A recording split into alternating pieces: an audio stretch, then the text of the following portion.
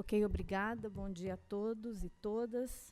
Eu quero começar cumprimentando o nosso presidente Remy Trudel pelo convite, mas também quero cumprimentar especialmente o Fernando Cupertino e dizer que no ano, Fernando, em 12 de 12 de 2007, quando ocupava o cargo de ouvidora-geral da União, chamei para uma reunião com Carlos Saraiva, então ouvidor do SUS, com a Maria Cecília, à época, para que pensássemos uma forma que o Colufras teria como ajudar, ou como nós, em parceria, poderíamos atuar para desenvolver as ouvidorias públicas no Brasil.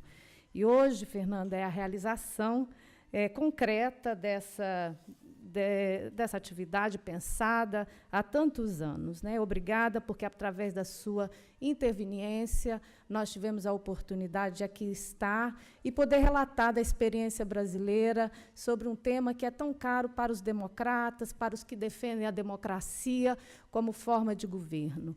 E, para nós, a democracia se concretiza de uma forma solene, não apenas como ideal, mas como prática cotidiana. E essa prática cotidiana se traduz em experiências e espaços efetivos de participação para que possamos ouvir o que as pessoas querem, o que as pessoas desejam da gestão pública brasileira. Também quero agradecer ao Norman Celan pela acolhida na tradução do texto, mas que não foi preciso, segundo ele. Quero agradecer também ao nosso Florent Michelot, que conheci no evento do CONASEMS, e também quero agradecer ao meu cunhado Olivier Gallet, que mandei esse texto para a França, e ele traduziu em francês e mandou rapidamente. E assim começa a minha fala. O que tenho a dizer, efetivamente, é como as ouvidorias... O Brasil, como a Fátima já colocou, é diverso, possui 5 biomas definidos, completamente definidos, 200 milhões de habitantes. A nossa Constituição brasileira estabelece, no seu artigo 1º, a forma como iremos atuar e diz que a democracia e que todo o poder emana do povo, que exerce essa democracia por meio de representantes. Esses representantes devem ser eleitos, mas também essa democracia deve ser exercida de forma direta. E aí é que entra o valor da democracia participativa. O artigo 37 define claramente, no parágrafo 3º, que a administração pública, tanto no nível estadual, municipal e federal, deverá estar na sua própria estrutura espaços que possam acolher as reclamações da prestação do serviço público. E aí uma legislação infraconstitucional se coloca em nível federal, vários decretos foram editados para que, cada vez mais, a administração pública tivesse em todas as suas fases de atuação, no planejamento, na questão da organização do seu orçamento e na própria fiscalização desses recursos, e aí entraria a avaliação desses recursos, que nós teríamos que ter a participação em todas essas etapas. Porém, eu gostaria de citar uma lei muito recente, porque essas outras legislações se referem exclusivamente ao Poder Executivo Federal, que, a partir de 2005, editou vários decretos e, entre eles, instituiu a Carta de Serviços, onde toda a administração pública brasileira, autárquica, fundacional, administração direta e indireta, terá a obrigatoriedade de dizer para a população os serviços que prestam e em que tempo prestam esses serviços. E aí, agora, em 2011, nós tivemos uma edição de uma lei muito significativa no Brasil, que abrange o poder executivo, legislativo e judiciário, que é a Lei de Acesso à Informação. É a lei que define que a informação é um direito de todo o povo. E todos os organismos de governo deverão exercer a transparência ativa e também a transparência passiva. A transparência passiva se traduz no requerimento do cidadão quando quer saber de informações que a administração pública produz. E as formas de participação que o Brasil tem Nós hoje temos várias interfaces, nós temos conselhos, conferências, ouvidorias, auditorias, audiências públicas, consultas públicas, plebiscitos e referendos, mesas de diálogos, compromissos nacionais e orçamento participativo. No Brasil, nós também, como no mundo todo, nós também hoje nos utilizamos das linguagens da internet, de software livres, as artes, a participação mediada e organizada e exercida pelas redes digitais, e essa também ela é uma participação informal, mas que também a administração pública se obriga a receber essa participação. Os conselhos no Brasil, eles têm um caráter deliberativo. Este caráter diz que as suas decisões devem ser incorporados na administração. Mas nem todos os conselhos têm esse caráter deliberativo. Notadamente, os conselhos de saúde possuem. Porém, existem outros conselhos que não têm esse caráter deliberativo. Possuem apenas caráter consultivo, a exemplo do Conselho da Transparência, do Conselho da Agência Nacional de Vigilância Sanitária, que tem apenas caráter consultivo. Hoje, nós temos no Brasil 40 conselhos instituídos, com a participação de 44,95% do governo e 55% da participação de representantes da sociedade. Nós temos o Conselho Nacional de Saúde, nós temos 27 conselhos estaduais, nós temos 5.570 municípios com conselhos municipais de saúde.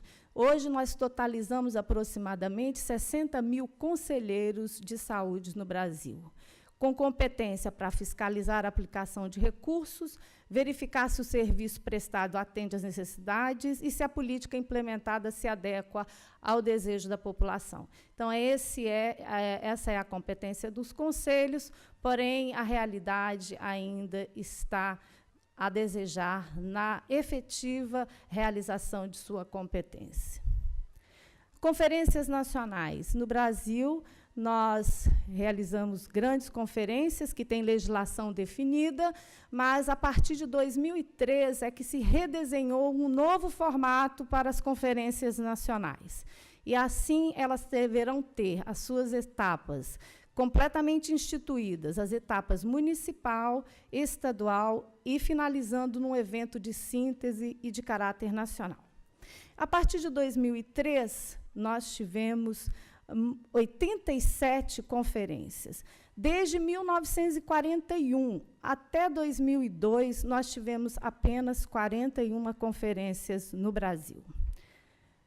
A ouvidoria. A ouvidoria é uma outra forma de participação. E como ela se instituiu no Brasil? Em 1986, nós começamos a instituir este instrumento de participação no Brasil. Ele se realizou pela primeira vez no estado do Paraná, em Curitiba. E depois, em 1990, ele também se realizou em nível estadual no mesmo estado. Nós temos hoje ouvidorias em todas as áreas da administração pública, ministérios, agências, companhias, departamentos e demais áreas da administração pública brasileira federal. Nós temos ouvidorias nos municípios, temos ouvidorias em 25 dos 27 estados brasileiros. Mas qual é a diferença? As ouvidorias no Brasil, elas vieram com a insígnia das ouvidorias que se realizaram em 1809 na Suécia. Lá eles tinham independência, autonomia para realizarem a sua tarefa. E também se realizavam com uma única organização para todo o país. No Brasil não é assim. No Brasil, se assemelha muito ao modelo canadense, onde existem ouvidorias em todas as áreas da administração pública. Ou seja, o lema é capilarizar. Em função da nossa realidade, do gigantismo do nosso país, da diversidade que temos, seria impossível para nós termos um único órgão que fosse capaz de ouvir todas as manifestações dos cidadãos. Mas por que a gente pensa que a ouvidoria deve ser capilarizada, porque a gente entende que a prestação do serviço público é diverso, e cada região tem desejos, tem proposições diferenciadas, e que, se tivéssemos um único órgão, talvez não conseguíssemos chegar até o cidadão, porque a ouvidoria ela tem a função de ouvir os desorganizados, atender individualmente as pessoas e produzir projeções, de produzir indicativo para que os gestores executem uma política pública adequada à população. A partir de 2003 é que nós começamos essa atividade. Lá, quando o presidente Lula tomou posse, nós tivemos a tarefa de coordenar as ouvidorias do Poder Executivo Federal.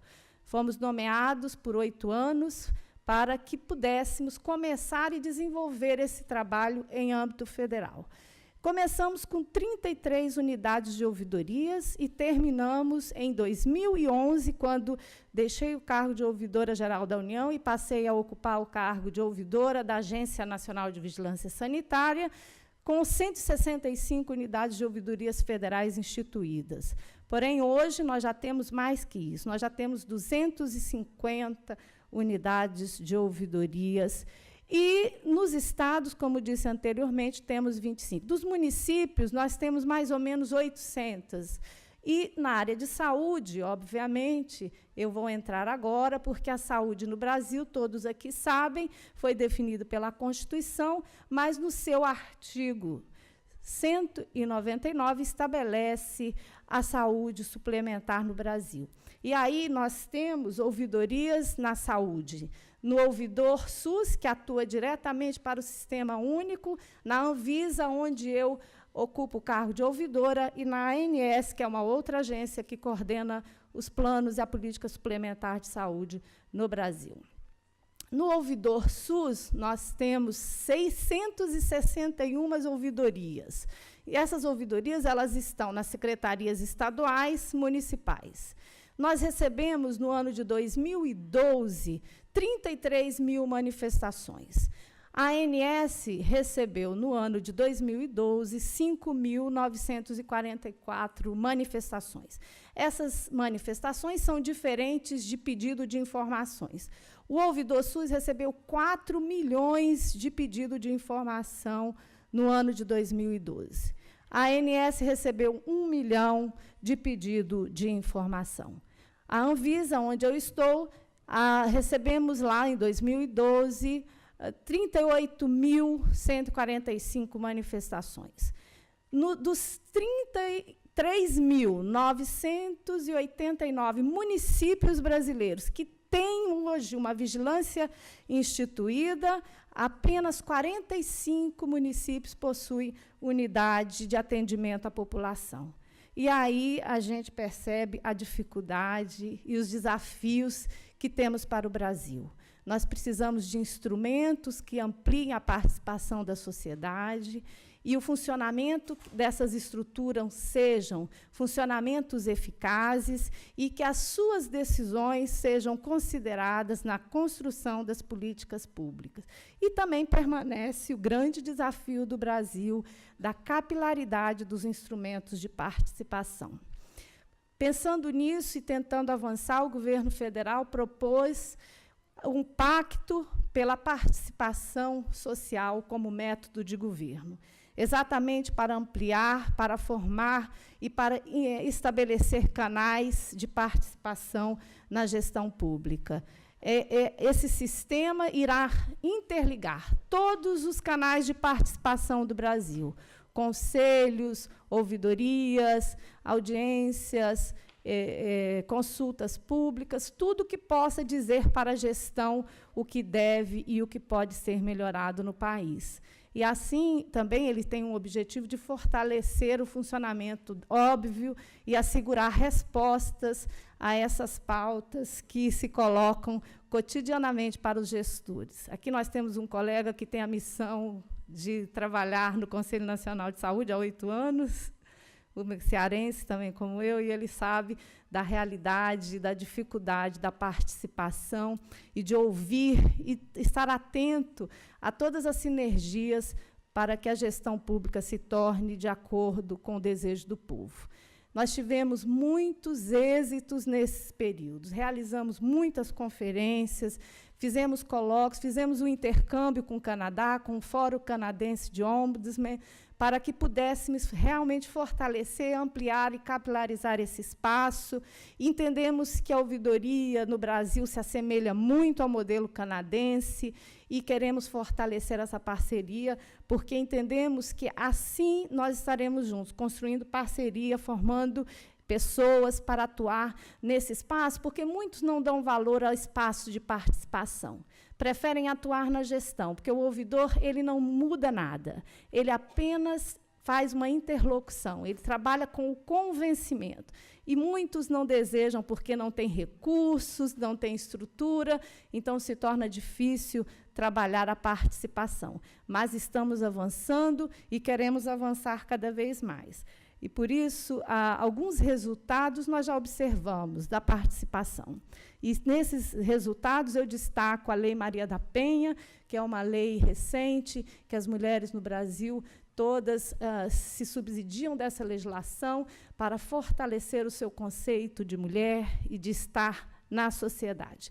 Entre elas, também, eu quero destacar a própria criação do SUS, que é fruto da 8ª Conferência, em 1996. E, a partir disso, é que se colocou na Constituição como a saúde um direito de todos. E, nesse sentido, é que eu coloco a ouvidoria da Anvisa à disposição. Presidente Remy, quero também fortalecer a parceria com a Colufras. O Fernando, eu quero repetir e agradecer a disponibilidade, o interesse de estar e fazer com que eu estivesse aqui hoje. Muito obrigada.